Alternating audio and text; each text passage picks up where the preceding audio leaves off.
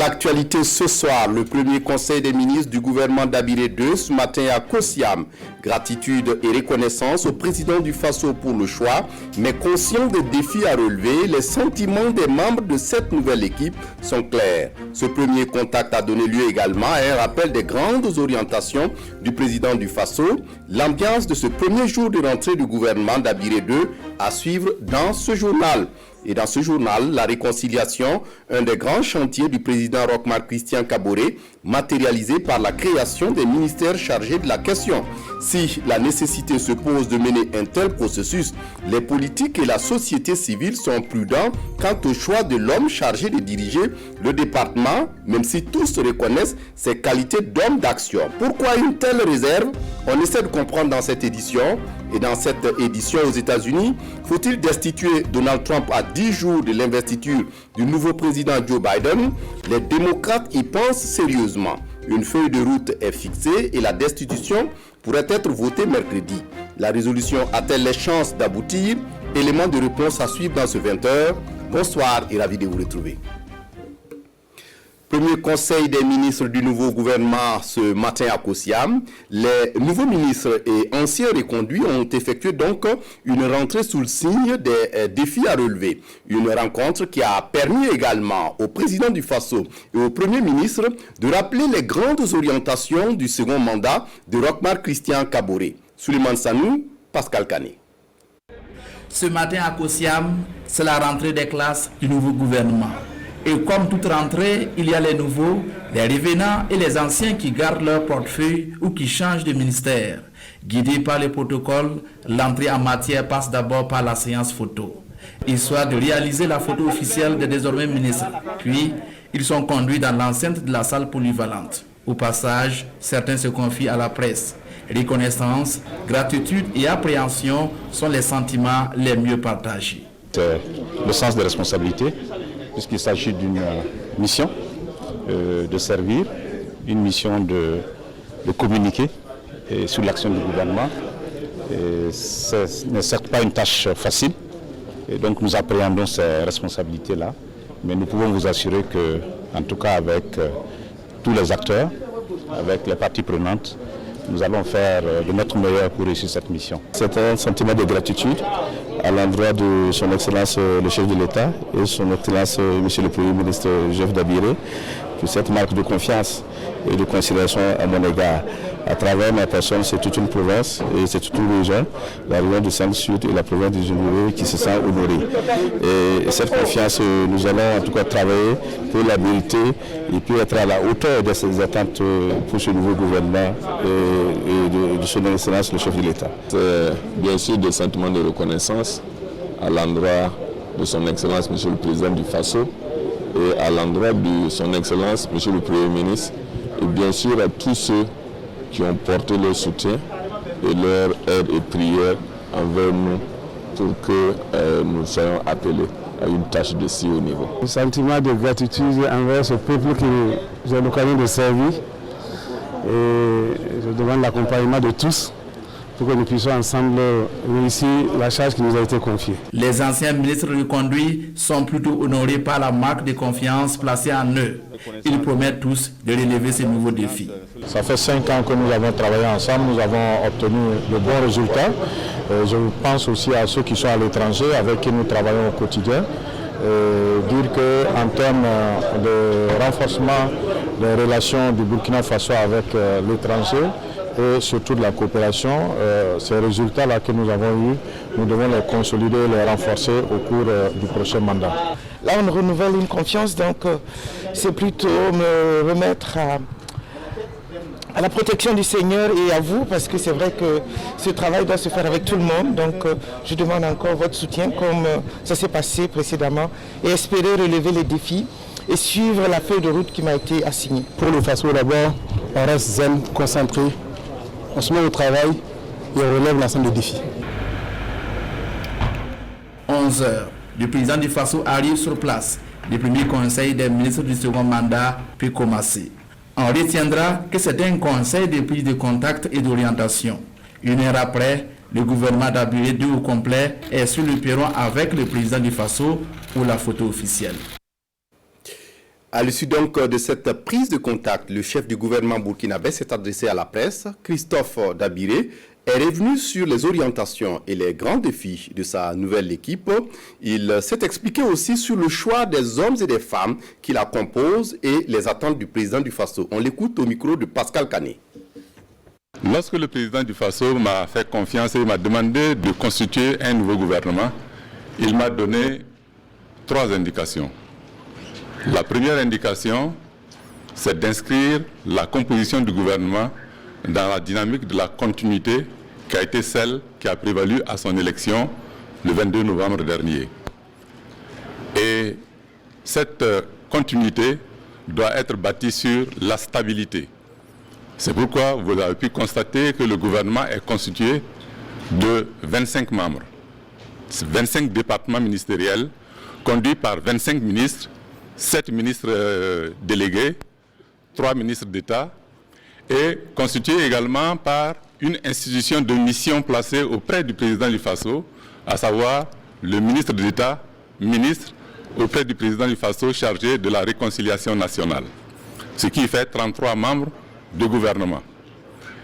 La deuxième orientation qu'il a donnée, c'est qu'il fallait faire en sorte que le gouvernement puisse inscrire en perspective la mise en place des différentes grandes réformes pour lesquelles il a pris des engagements avec les populations, avec le peuple burkinabé. Ces réformes portent essentiellement sur la réconciliation nationale, sur la réforme foncière et immobilière, sur la réforme de l'administration publique dans notre pays, l'administration territoriale de notre pays, sur également la réforme des rémunérations dans notre pays. Il a indiqué que la mise en œuvre de ces différentes réformes devrait prendre en compte 2 considérations. La première, le dialogue politique qui a prévalu pendant toute la période de son premier mandat et le dialogue social qui doit être perpétué avec les partenaires sociaux de notre pays pour assurer un climat social serein pendant cette période de la mise en œuvre de ces différentes réformes. La troisième indication qu'il a donnée, c'est la nécessité de poursuivre et de renforcer les actions qui ont été entreprises au cours du premier mandat, de manière à ce qu'il y ait une consolidation des acquis de développement économique et sociaux au niveau des différents secteurs stratégiques de notre pays. C'est en fonction de cela que nous avons choisi les hommes et les femmes qui sont chargés de nous accompagner dans la mise en œuvre de son programme. Bien évidemment, vous constaterez que nous avons fait une ouverture politique de manière à pouvoir assurer le renforcement de ce qu'il a appelé le dialogue politique, que ce dialogue politique ne soit pas en dehors du gouvernement, qu'il puisse commencer à l'intérieur du gouvernement et se poursuivre avec les autres forces politiques qui ne sont pas associées au gouvernement.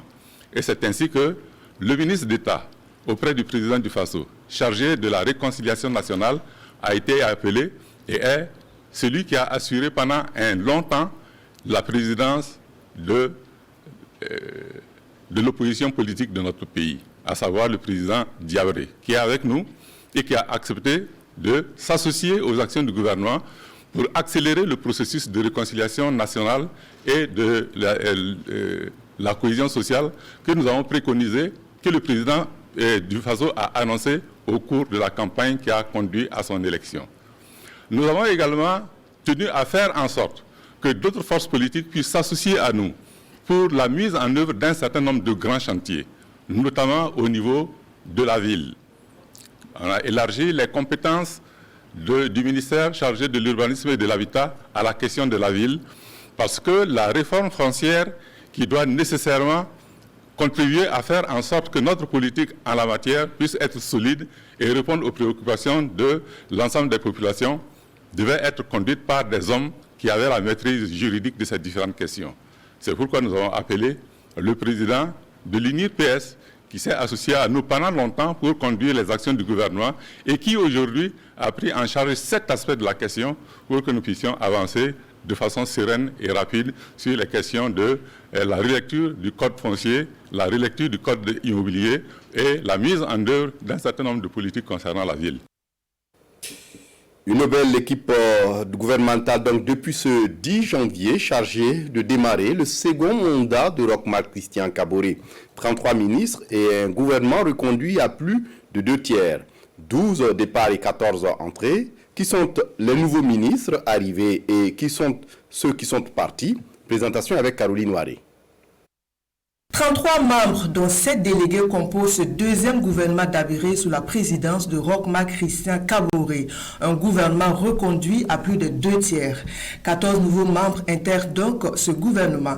L'entrée la plus remarquable est celle de Zéphirin Diabré, ancien chef de file de l'opposition politique sous l'ère Roch. L'homme de l'UPC rejoint le gouvernement sous la casquette de ministre d'État à la présidence du Faso, chargé de la réconciliation nationale et de la cohésion sociale. Un portefeuille qui n'existait pas encore dans les précédents gouvernements. Changement à la tête du département de la communication et des relations avec le Parlement, porte-parole du gouvernement, Ouseni Tamboura, autrefois ministre délégué chargé de l'alphabétisation et de l'éducation non formelle, remplace Rémi Fulgence Danjemi. Clément Peredwende Savadogo, un vétéran de l'administration territoriale pour avoir occupé ce portefeuille de 2006 à 2011, revient à la tête de ce département en remplacement de Siméon Savadogo qui va au département de l'environnement, de l'économie verte et du changement climatique. Victoria Ouedraogo Kibora entre pour la première fois au gouvernement et occupe le département de la justice, des droits humains et de la promotion civique. Elle y remplace René Bagoro. Une autre première entrée au gouvernement, Charles-Maya Ouedraogo, gynécologue réputé, remplace Claudine Lougué-Sorgo, l'une des 3 ministres du dernier gouvernement d'Abiré à n'avoir pas pu tirer son épingle du jeu aux dernières législatives. Les 8 autres nouveaux entrants sont Benewende Stanislas Sankara qui quitte la vice-présidence du dernier Parlement pour le département de l'urbanisme, de l'habitat et de la ville. Tout comme Foniama Elise Ilboudo Tombiano qui quitte aussi la vice-présidence du dernier Parlement pour le département de la culture, des arts et du tourisme en remplacement de Abdul Karim Sango. Dominique Marie-André Nana occupe le poste de ministre des Sports et Loisirs. Sur les 15 anciens du dernier gouvernement qui reviennent à leurs anciens postes, quelques changements notables sont dans les dénominations de quelques départements. Alpha Bari voit son portefeuille renforcé avec l'intégration africaine et les Burkinabés de l'extérieur. Le ministère de l'Énergie regroupe désormais les mines et les carrières pour Bachir Ismaël Ouedraogo. Du point de vue représentativité genre, ce gouvernement compte 9 femmes sur les 33 contre 7 sur 32 au dernier gouvernement.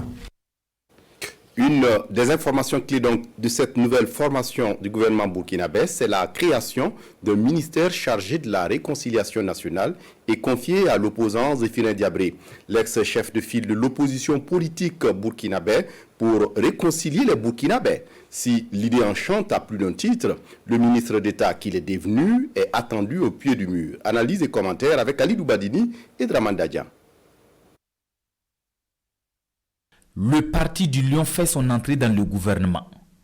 Zéphirin Diabré, président de l'UPC et ex-chef de file de l'opposition politique burkinabé, est le désormais ministre d'État, ministre auprès de la présidence du Faso, chargé de la réconciliation nationale et de la cohésion sociale.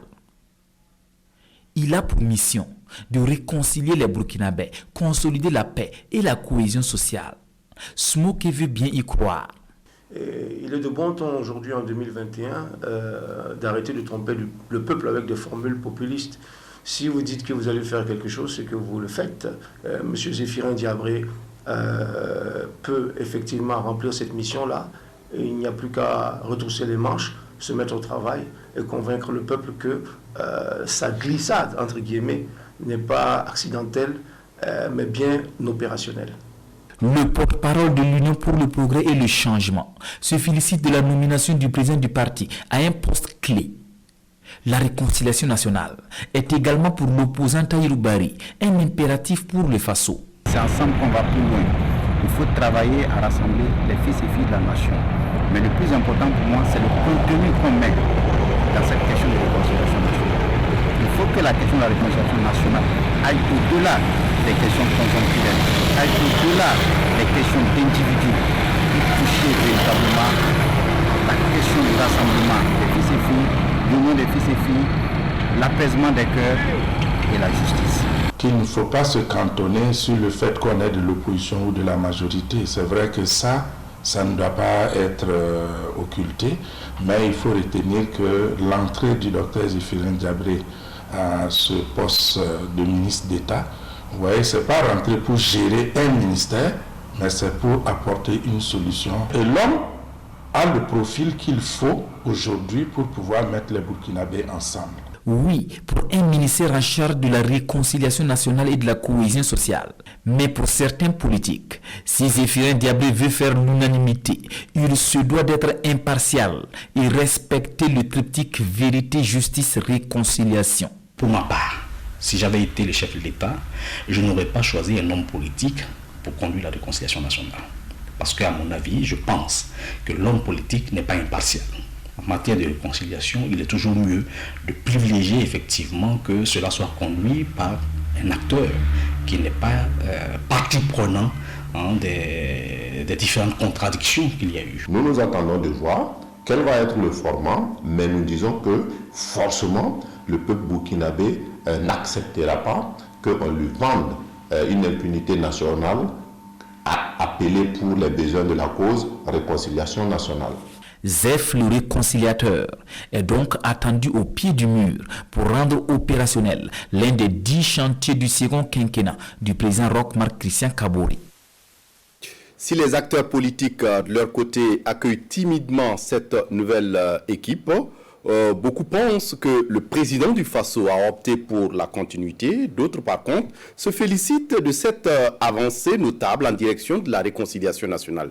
Réaction recueillie et morceau choisi pour nous par Ernest Kambiré. Très attendu par les Burkinabés après la reconduction de Christophe Joseph Marie Dabiré au poste de Premier ministre chef du gouvernement, c'est finalement sans grande surprise que la classe politique a pris connaissance de la liste des membres du gouvernement du second et dernier mandat du président du Faso Roch-Marc Christian Kaboré. Le chef de l'État qui, sur proposition du Premier ministre chef du gouvernement, a fait le choix de la continuité en reconduisant près de 60% des membres de l'ancienne équipe gouvernementale pour apporter des réponses aux fortes préoccupations des Burkinabés avec des profils déjà connus. Et au quartier général des états-majors de certains partis politiques, l'on dit constater juste des départs et des arrivées. Il faut noter qu'en termes de femmes, il y a eu quand même une légère augmentation en matière de femmes, si nous regardons un peu. Donc c'est une bonne chose pour nous.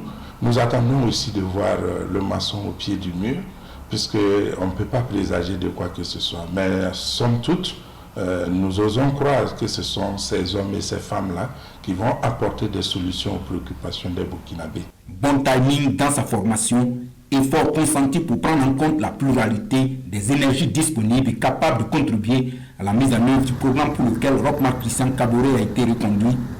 Pour la majorité, ce n'est ni moins ni plus qu'un gouvernement de cohésion sociale, de cohésion nationale et même de cohésion politique qui est ainsi servi aux Burkinabés pour l'atteinte des objectifs du moment. Être président de tous les Burkinabés, ce n'est pas uniquement s'occuper de la résolution des problèmes dont n'est pas de l'ensemble du peuple burkinabé, c'est aussi être à mesure de transcender dont n'est pas certaines contingences politiques pour prendre en compte tous les Burkinabés qui, à un moment ou à un autre, sont capables d'apporter une contribution utile pour la mise en œuvre de son programme. Autre fait marquant qui retient l'attention d'une partie de la classe politique, l'entrée au gouvernement de grosses figures de la scène politique burkinabé pour ce second et dernier mandat du chef de l'État qui devrait être pour eux le quinquennat du vrai changement. Nos attentes donc étaient celles de voir en fait les grands chantiers, les grands changements qui peuvent mettre le Burkina sur le chemin du développement et de la cohésion et être entamés. Maintenant, est-ce que le gouvernement tel qu'il est proposé pourra le faire en dehors des jugements de personnes, c'est très difficile. Nous les attendons au pied du mur. Nous aurions pensé, en tout cas nous aurions souhaité qu'on s'inscrive dans une logique de réduction du train de vie de l'État, donc la limitation du nombre de postes ministériels. Hélas, certainement pour les objectifs qui sont propres au président élu, il a préféré étendre et agrandir davantage donc, le nombre de postes ministériels cela aura un inconvénient du point de vue du budget. Mais quand cela me tienne, je pense que ce qui est le plus important, c'est surtout donc les résultats. Dans tous les cas, de figurer l'option de la continuité et de prendre à bras le corps les grandes priorités du moment, qui sont la réconciliation nationale, la sécurité et la question de l'emploi est affichée. Reste à la nouvelle équipe gouvernementale de traduire la volonté du chef de l'État d'aller vers la recherche de résultats, ce sur quoi il sera jugé au soir de son mandat. La composition du nouveau gouvernement n'a pas échappé aux éditorialistes et analystes de la presse au Burkina Faso. Les journaux analysent différemment l'information. Plusieurs ministères clés sont dirigés par les mêmes ministres, ce qui n'est pas une surprise pour beaucoup d'éditorialistes. Dramane Guéné et Urbain Benito Somé ont fait le tour de certaines rédactions. Réactions et analyses à suivre donc dans ce reportage. Hier soir, le gouvernement d'Abilé II est tombé. Un véritable chou gras pour les journaux de la place, des citoyens à le pays, jusqu'à l'observateur Palga en passant par aujourd'hui au Faso. Le remue-ménage n'a pas eu lieu, mais les éditorialistes ont leur analyse. Roch a tourné un peu manège, c'est-à-dire que bon, il n'y a pas eu le grand chamboulement attendu. Il ne fallait pas aussi s'y attendre parce qu'en reconduisant le premier ministre d'Abiré, il ne fallait pas que les gens attendent au grand changement. Les gens s'attendent en fait à ce qu'on déracine totalement l'arbre gouvernemental. Ce n'est pas possible. Même dans une équipe, c'est-à-dire en fait du football, il y a quand même, c'est-à-dire il y a des titulaires, si on veut dire, une ossature sur laquelle, c'est-à-dire en fait, doit reposer voilà, l'ensemble de l'institution. Donc, de ce point de vue, je ne suis pas, c'est-à-dire en fait, particulièrement surpris.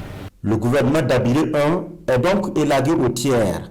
12 départs et 14 nouvelles arrivées, 33 ministres au total. Avec quand même une entrée tonitruante, vous l'aurez deviné, Zéphirin Diabré, ancien chef de file de l'opposition, qui étrenne le ministère combien emblématique de la réconciliation. Un ministère très attendu, d'autant plus que c'est un des chantiers titanesques. Je suis tenté de dire qu'il est presque un vice-premier ministre. Si vous suivez un peu, c'est-à-dire en fait l'architecture voilà, qui a été rendue publique, on a annoncé, c'est-à-dire la formation du gouvernement, et ensuite au titre de la présidence du Faso, on l'a nommé. Pour un peu, on croirait qu'il n'a de compte à rendre en fait justement à personne d'autre si ce n'est au président du Faso, et peut-être même pas au Premier ministre.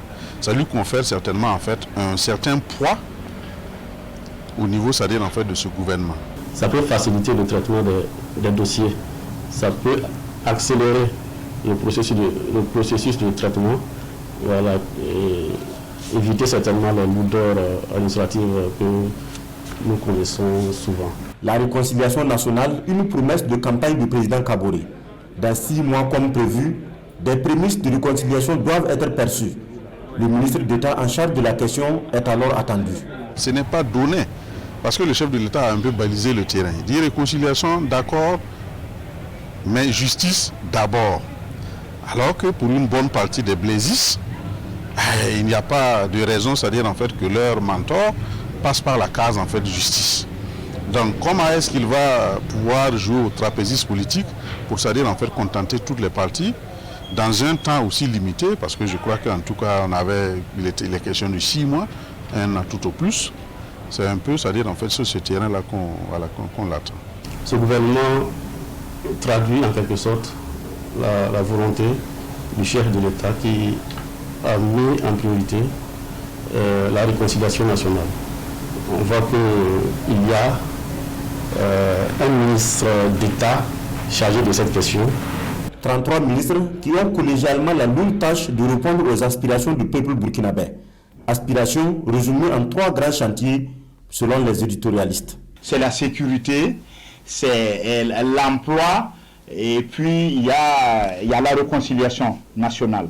C'est immédiatement qu'on doit les mettre en musique, parce qu'il n'y aura même pas une entrée comme une mise en bouche pimentée, parce que les gens attendent déjà ces ministres-là à l'œuvre, donc ils doivent mouiller rapidement le maillot et ils sont attendus, et on espère que ce sont les hommes qu'il faut à la place qu'ils ont mis, et c'est justement à l'épreuve du terrain que les Burkinabés jugeront. Pour un pays comme le Burkina, nous estimons que ce n'est pas un gouvernement pléthorique, Voilà, ça traduit aussi quelque part la volonté de réduire peut-être le train de vie de l'État. Je suppose que c'est un gouvernement efficace parce qu'on devait faire confiance au chef de l'État. S'il a fait ce casting-là, j'imagine qu'il considère que c'est un casting qui fera son affaire. 9 femmes sur 33 ministres, le quota genre n'est pas respecté, mais les patrons de presse jugent acceptable. Ils trouvent d'ailleurs comme signal fort une femme à la tête du ministère de la Culture, un secteur sensible au Burkina. Pour être complet donc sur ce chapitre, le gouvernement Christophe Dabiré II ne laisse pas également indifférents les citoyens qui ne manquent pas déjà d'exprimer leurs nombreuses attentes de cette nouvelle équipe. Le retour de la paix et la relance économique, mais aussi le développement sont entre autres leurs préoccupations. On essaie de comprendre tout cela avec Ahadi Sandamba et Rasmani Zoundi. Tombé dans la nuit de dimanche, le gouvernement Dabiré II a tenu son tout premier conseil des ministres ce lundi matin. Qualifié par certains de gouvernement de large rassemblement, le nouveau gouvernement est attendu sur les chantiers du développement, mais la question sécuritaire et la réconciliation nationale demeurent la priorité des Burkinabés. Nous voulons vraiment la paix dans ce pays.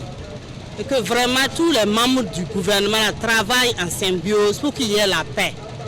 Parce que sans paix, nous ne pouvons rien faire. Et on a encore toujours les mêmes attentes. La sécurité. Surtout côté sécurité, et il faut qu'on fasse encore beaucoup d'efforts. Sinon, sans sécurité, on ne peut pas se développer. Priorité, c'est la sécurité et l'entente nationale. Parce que les djihadistes qui nous emmerdent là, ce sont nos enfants. Si c'était des gens venus d'ailleurs, on peut dire qu'il y a problème. Mais ce sont nos enfants. Mais si l'enfant se rebelle avec le chef de famille, il y a problème. Donc la solution est interne. Et la priorité numéro 1 de ce pays, de ce gouvernement-là, c'est la réconciliation nationale. Le développement de tous les secteurs d'activité, c'est l'attente de tous ces citoyens. Mais chacun prêche pour sa chapelle. On espère que les agents de santé vont obtenir gain de cause et les équipements au niveau des structures de santé. Voilà, les malades seront bien pris en charge. Nous saluons également la présence des femmes dans ce gouvernement. On aurait voulu plus. Il n'a qu'à miser aussi sur la jeunesse, parce qu'on voit que le Premier ministre il est vieux. C'est bien vrai qu'on a besoin de l'expérience, mais on a besoin aussi de nouvelles têtes, de la nouvelle technologie, des nouveaux technocrates. Et comme il fallait s'y attendre, la création d'un portefeuille ministériel en charge de la réconciliation nationale, ainsi que l'entrée dans le gouvernement de l'ancien chef de file de l'opposition politique burkinabé, est appréciée par bon nombre de citoyens. L'arrivée de Zéphérin Diabré à saluer quoi. Mais comme il est devenu ministre, c'est pas un problème, c'est déjà un Burkinabé. S'il est devenu ministre pour travailler pour le Burkina Faso et pour le bien-être des Burkinabés, c'est salutaire. Il est vraiment aguerri pour pouvoir, parce que je pense qu'il connaît le régime de Blaise Compaoré, il connaît le régime de Rome. Alors, il est bien placé pour pouvoir envoyer une vraie réconciliation entre les hommes politiques, parce que la population est déjà réconciliée. Le gouvernement Dabiré II est composé de 33 membres avec 17 ministres reconduits et 16 nouvelles têtes. Pour la question du genre, ce gouvernement compte 9 femmes en son sein contre 7 dans le précédent. Et puis autour du Premier ministre ce lundi matin, Christophe Dabiré, le personnel de la primature, a procédé à la montée des couleurs, une action républicaine, occasion donc pour le chef du gouvernement d'appeler l'ensemble de ses collaborateurs au travail pour la mise en œuvre du programme du président du Faso. Le commentaire est signé ici, Issa Kanana. Montée des couleurs ce lundi matin, ici à la primature. Christophe Joseph Marie Dabiré et l'ensemble de ses collaborateurs sacrifient ainsi à un devoir républicain. Le respect du drapeau, un moment solennel, mais également une halte pour passer en revue les actions menées par la primature. Les efforts considérables constatés en matière de gestion de lutte terroriste, tels que la poursuite de la restauration de l'intégrité du territoire et la prise en charge des personnes déplacées internes.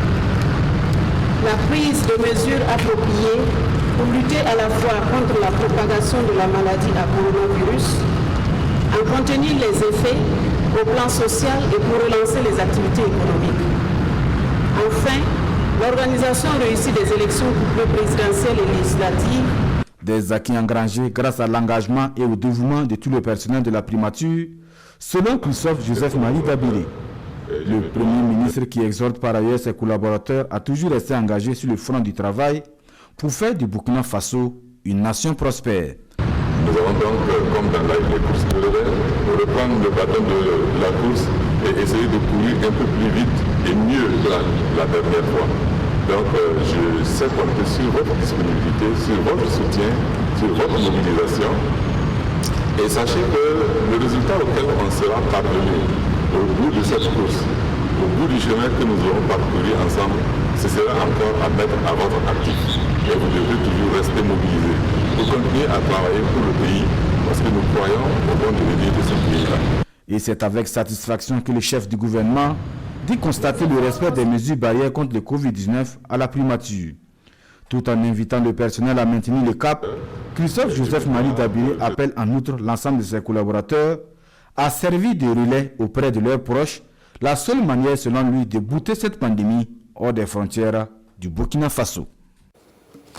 Autre actualité ce soir, la lutte contre la pandémie du Covid-19 au Burkina Faso et dans le milieu scolaire surtout.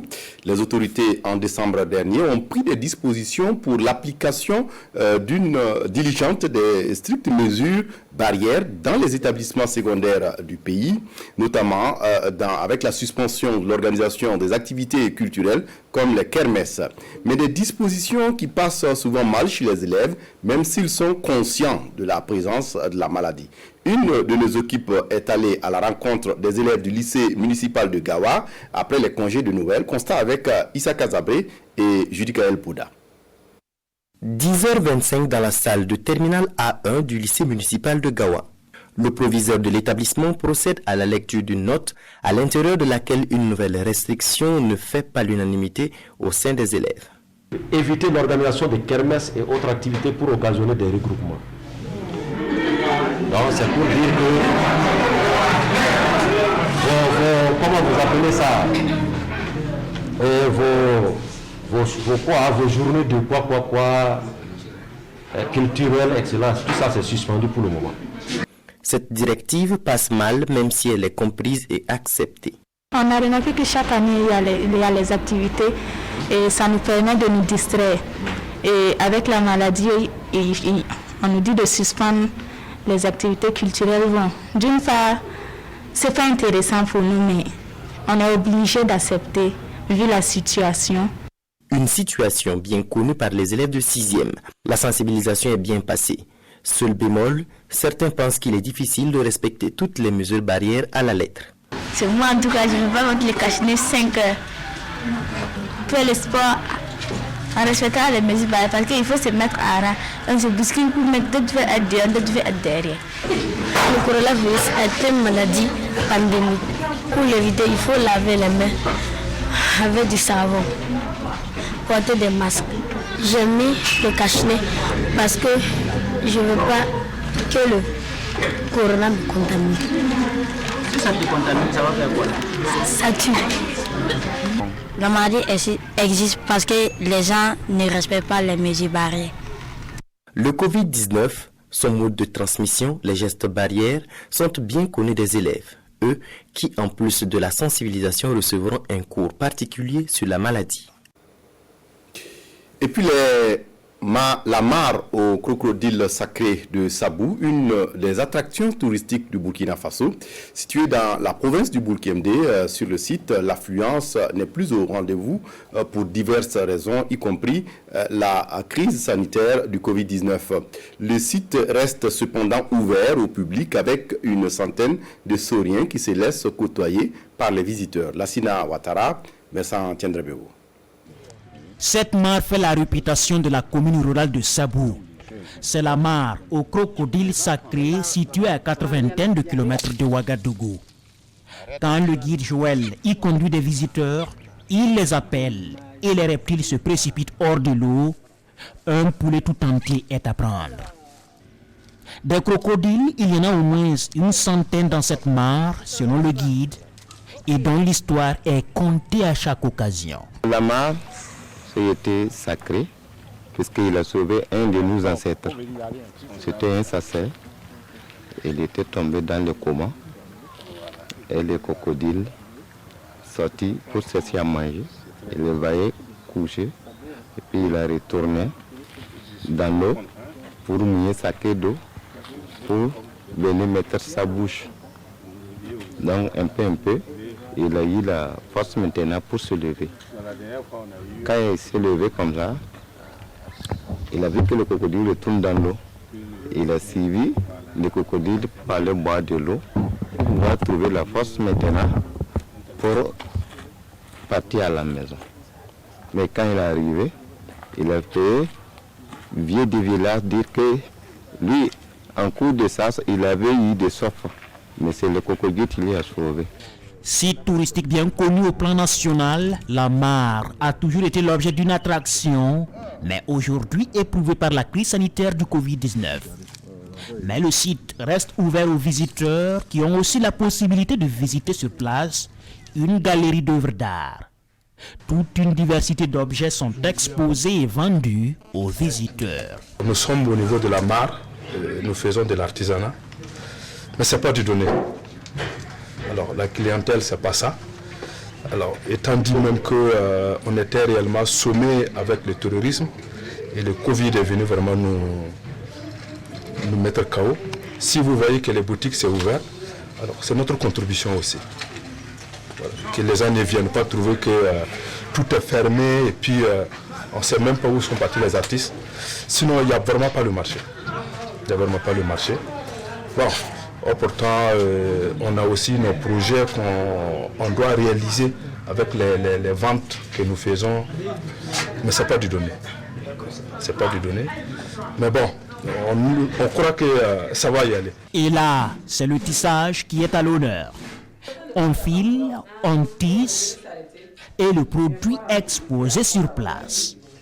Vous pourriez alors y partir avec un tissu faso d'Anfani conçu par les mains habiles de ces braves femmes qui n'attendent que les visiteurs. Mot de sport dans ce journal, l'Organisation internationale de la francophonie récompense le mérite des lutteurs burkinabés.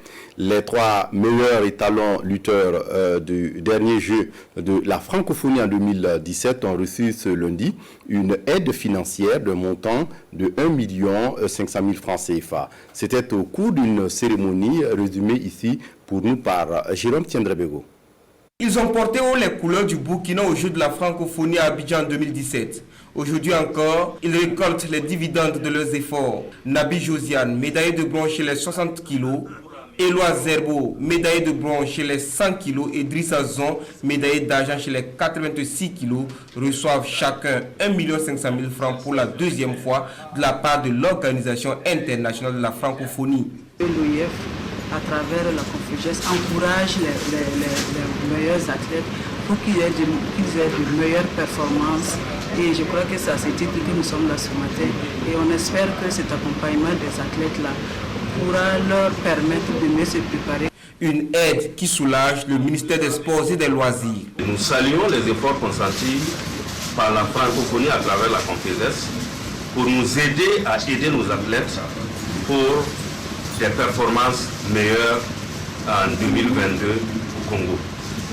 C'est l'occasion pour nous de saluer les efforts de la Fédération burkinabé de lutte qui ne ménage aucun effort pour une bonne préparation de nos athlètes. La perspective est dégagée et la Fédération burkinabé de lutte entend jouer toujours le rôle qui est le sien. J'ai dit aux enfants d'utiliser cet argent à bon escient parce que nous, on attend des médailles pour les prochains Jeux de la francophonie et les autres compétitions. Parce que là, ils ont l'occasion et les moyens pour se préparer. Je pense qu'ils ont pris conscience parce qu'en 3 mois, avoir 3 millions, ce n'est pas une petite affaire pour quelqu'un qui connaît comment les lutteurs vivent dans leur milieu. Une bouffée d'oxygène qui va certainement donner plus de tonus aux muscles dans les arènes.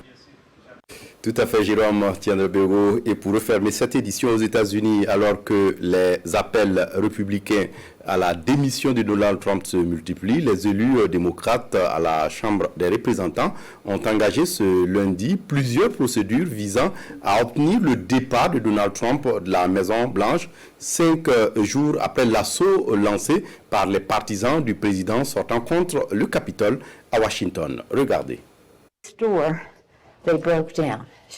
L'un après l'autre, Nancy Pelosi fait le tour des dégâts recensés dans le Capitole. Des actes commis par des partisans de Donald Trump, chauffés à blanc par les récents discours du président américain.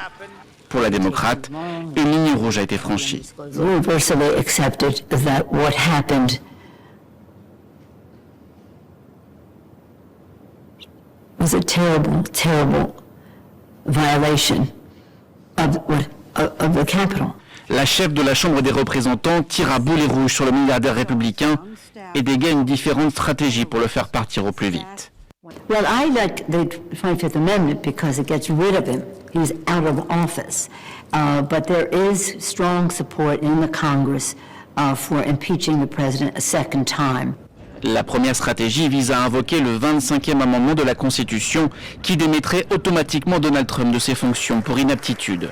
Or, seul le vice-président Mike Pence en a le pouvoir, mais n'a pas encore indiqué s'il suivrait la proposition démocrate. La seconde est d'enclencher une procédure de destitution, pour la deuxième fois en un an, du jamais vu dans l'histoire américaine. Mais un tel procès prendrait plusieurs semaines. D'après ce constitutionnaliste, l'objectif des démocrates serait de rendre Donald Trump inéligible à toute élection. Now, the disqualification remedy, more generally, disqualifies the convicted person from holding an office of honor, trust, or profit under the United States. That's the phrase the Constitution uses. La procédure de destitution pourrait être déclenchée en milieu de semaine. Du côté des Républicains, plusieurs parlementaires appellent le président à démissionner pour épargner au pays un nouveau traumatisme. La Maison-Blanche n'a pas commenté pour l'instant. C'est tout pour ce journal. Merci de votre attention. Excellente suite de programmes sur la RTB. Au revoir.